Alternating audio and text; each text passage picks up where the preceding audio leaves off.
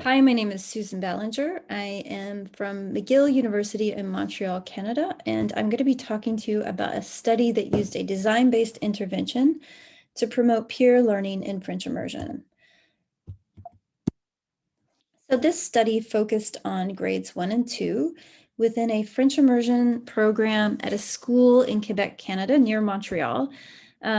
It used teacher workshops to support teachers developing interactional strategies to support their learners' collaborative skills during paired and group work, as well as students' language awareness during that collaborative group work. So before I get started, I just want to talk a little bit about the language goals of French immersion in Canada. So the main language goal of French immersion in Canada is to develop learners' functional bilingualism. Okay, so the idea is that this program will support them so that once they graduate from the program, they would go on to be able to access post-secondary study, working in French or bilingual environments, as long as they continue to self-direct and continue to develop and improve their French in order to work in those situations. So although there are many French immersion graduates who have gone on to study and work in French, there are also indications that sometimes the program doesn't quite meet those goals because learners graduate without the confidence to go on to study work in French, or sometimes other French speakers may have trouble understanding them because of the type of French that they produce. There is a lot of that's been written about the type of French that is produced by immersion speakers. There is this tendency that they do produce a lot of errors in French. And this may be also related to this something weird going on with their L2 oral development in the program. There's this plateau effect that's been documented, not just in Canada, but across North America in learners' development of the minority language in immersion programs. So we often will see that when they start off young and they go from like kindergarten, grade 1 through grade 2, there's this really steep improvement in their L2 proficiency, their oral L2 proficiency that curves and then just plateaus off around grade 4 or 5. And this co-occurs with this change in preference for language use within peer interaction in these situations. So they also tend to, by grade 4 or 5, grade 2, we tend to see that they're using the minority language with their teachers, with their peers, to a great extent. So they're getting a lot of practice in it. By grade 4 or 5, they really have a preference for English, the societal majority language. So this is the kind of this context of peer interaction and the language use and the way that they go about interacting in situations is why this is what's being targeted by this study. So specifically, we wanted to look at L2 learning strategies. And these can be defined as what learners do to learn their second language and how they manage and self-direct that learning. So that self-direction is really key for a language program that is seeking to create these self-guided lifelong learners who can go on and keep learning after they graduate from the program.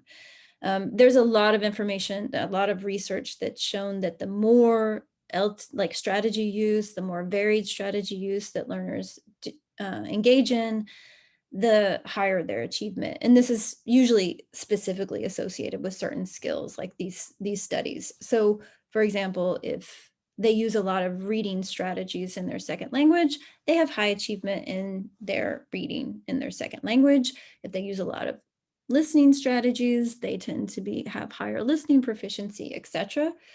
So in this study, the skills we're really addressing, again, are those that are associated with collaborative interaction and oral production during that collaborative interaction. Okay. So peer interaction is a really interesting context to look at for other reasons as well. It's like research has consistently shown like there's key differences in the way that language gets used in peer interaction versus teacher-student interaction, whole group interaction, which may be kind of obvious in some ways. For example, the learners produce more output. They have a lot more chances to produce output when they're just talking one-on-one or with a few other students. And so they do. They talk a lot more. They also self-correct more. They are exposed to more corrective feedback from their peers. They tend to notice that corrective feedback more, or to indicate that they're noticing it. And they tend to notice errors in their partner's speech, I guess, and point them out is the idea.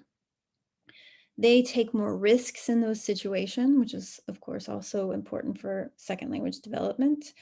And it's been shown that in comparing classes that have more opportunities for meaningful peer interaction versus those that are more teacher-centered, the more student-centered classes have shown higher L2 achievement. So it's a really important area to look at, but of course, there are a lot of challenges to that. Sometimes teachers are not real comfortable with peer interaction because these contexts, these kind of tasks are a lot more vulnerable to the task type that's chosen, the student's proficiency level, how they're being grouped, whether or not they like the people that they're sitting with, whether or not the teacher's scaffolding them. And then each of these individual factors kind of interact with each other. So the success is not guaranteed, right? And also teachers don't always like it because they lack control in these situations, right? They don't know if the students are on or off task. They don't know if the students are using the target language. They don't know if the students are learning from this interaction. It's hard for them to tell. So again, there's this real need in these contexts for students to be self-guided. And so that's why it makes sense to teach L2 strategies that are specifically targeted to peer interaction. Another factor that's really important and which explains something about this study is the role that collaboration plays in peer L2 learning.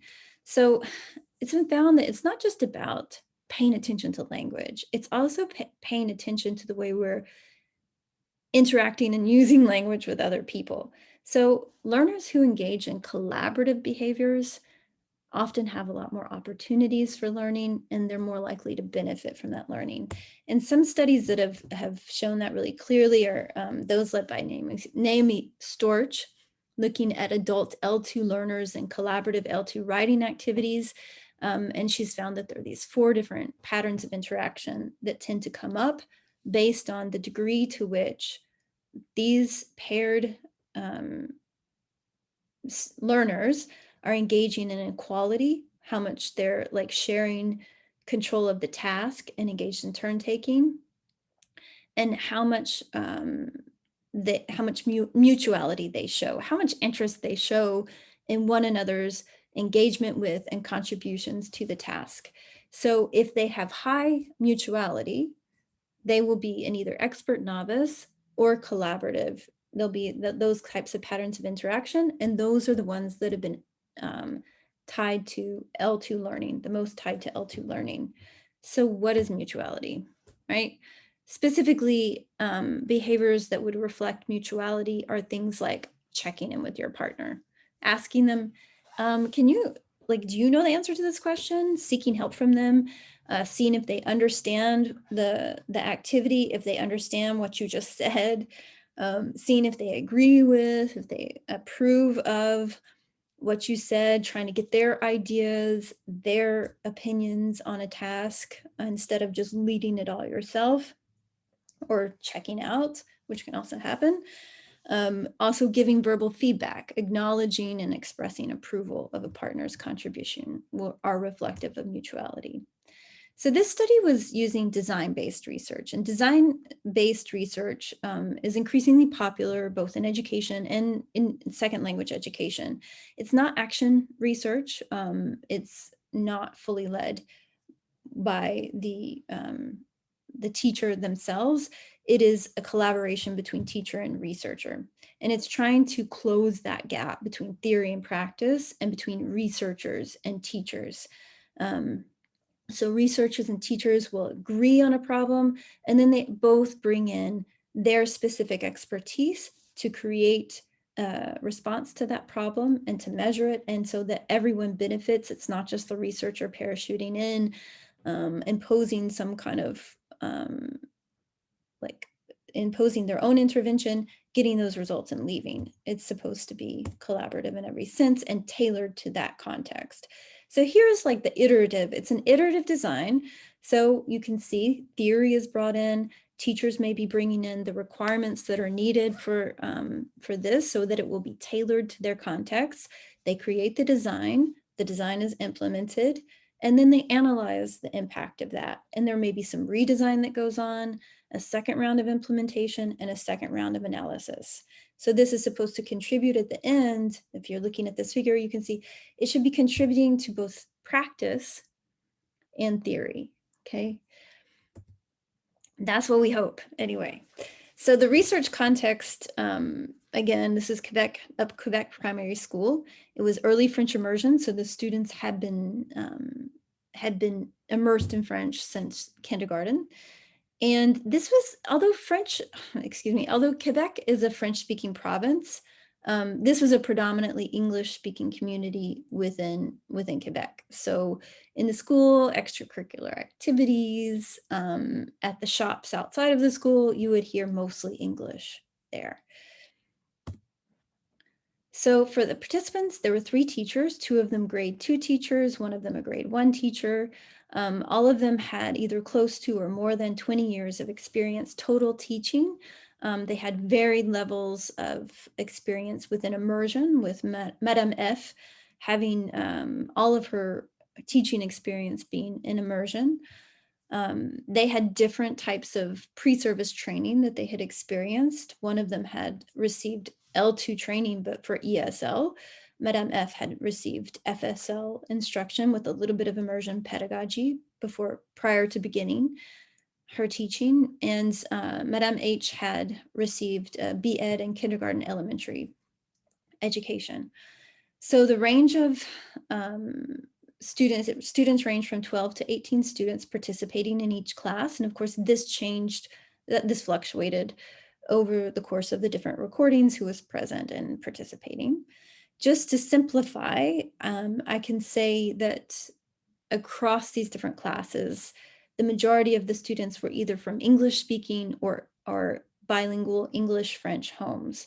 There was, I guess the overall atmosphere in the class was one of English dominance amongst the students, although they did use French in the classroom.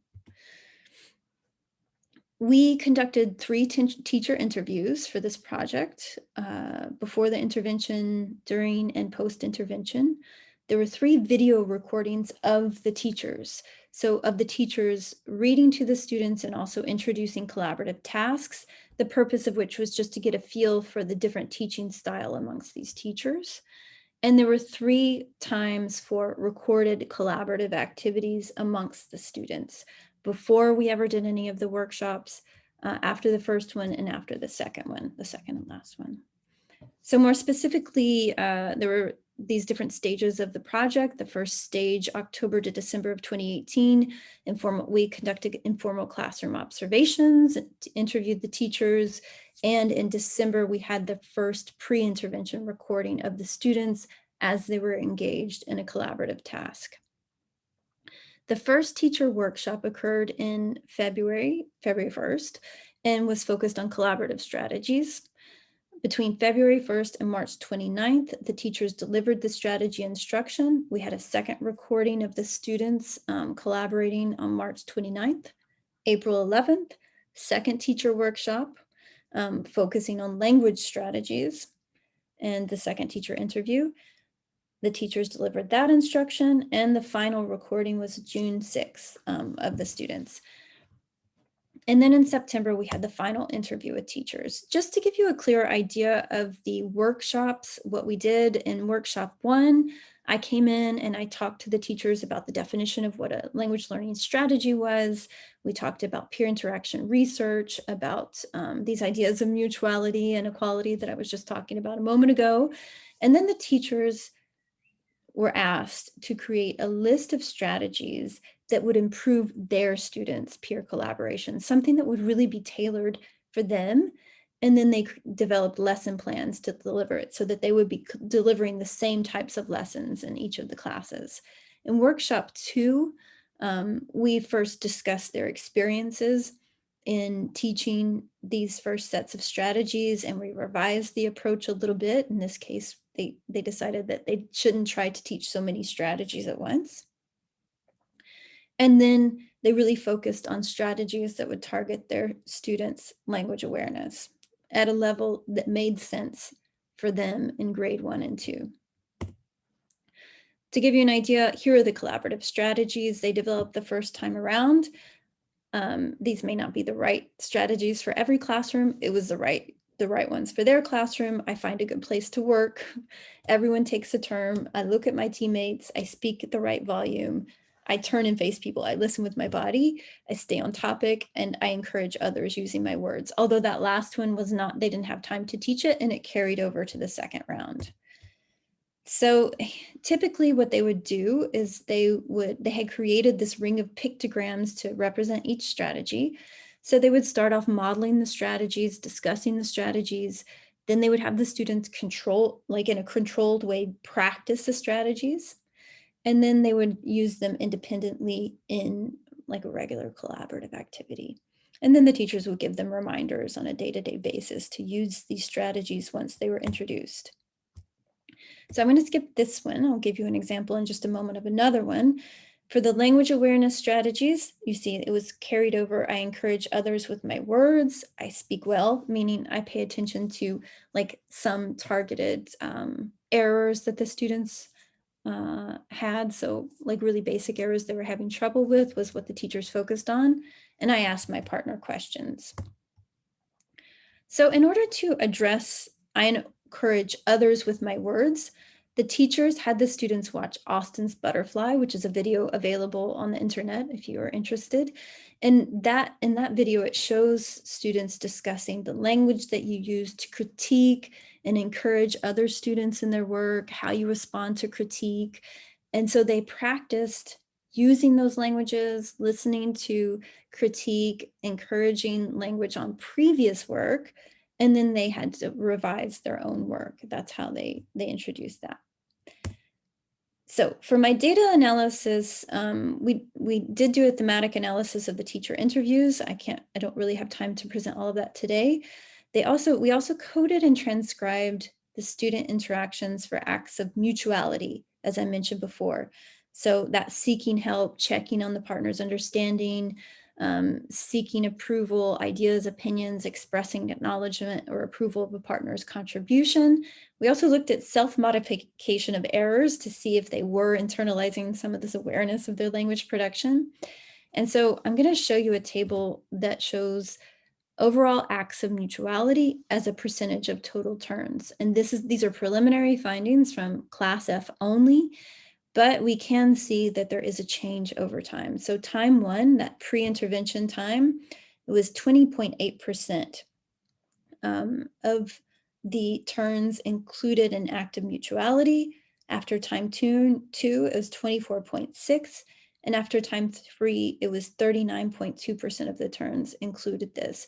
So we can see, and hopefully we'll see the same pattern in the other classes that over time they may be increasing like this accumulation of support for language use strategies is impacting learners' use of the strategies. We will have to wait and see. As far as the teachers go, I just want to give you a few comments that they made. This, as you know, I did this interview in September after the project was over. So one of the second grade teachers had inherited grade 1 students taught using these strategies. So she's commenting on that. She says, you can see how they cooperate and they collaborate. They like to work in little groups and with each other. And when somebody speaks in English, they politely say, parle en français, because I role played, tu parles en anglais, not in a nice tone. And because they've already, the experience from last year, they correct each other. And Madame H is saying, I think your feedback is the best. You're telling me that what I did last year is working in your class. That's evidence that it's good. And then Madame F says, in looking forward, I think we really need to focus on getting more people on board here. So it's across the board we're doing this approach, and that we can do it more often and repeat it, and it would be better. So this is really tied into the implications and conclusions related to what we have so far on this study. And we can see, teaching interactional strategies is so far leads to students using more of them. There's this idea that they may be an important foundation for improved language awareness during interactions. And in comparison with other methods like these point methods of trying to get students to speak better, to speak more French, strategy instruction may be more in line with this idea of creating these lifelong language learners who have internalized this behavior, and it's not dependent on just a teacher constantly reinforcing it. But there is this idea that we really need strategy instruction that is coherent across different classrooms, like horizontally within a school and also vertically across these different grade levels, and that it should really be developing as the learners grow older, but that teachers need to be using the same terminology so that students will be more likely to use it over time. And in order for that to happen, teachers really need more ongoing administrative support to be able to engage in that type of collaborative discussions and plannings that are necessary to do this across the board. Okay, well, so thank you very much for your time. I do want to acknowledge les Fonds de Recherche Québécoise, Société et Culture for their support for this project, as well as the wonderful teachers and my fantastic and long-suffering research assistants and project manager. So thank you very much.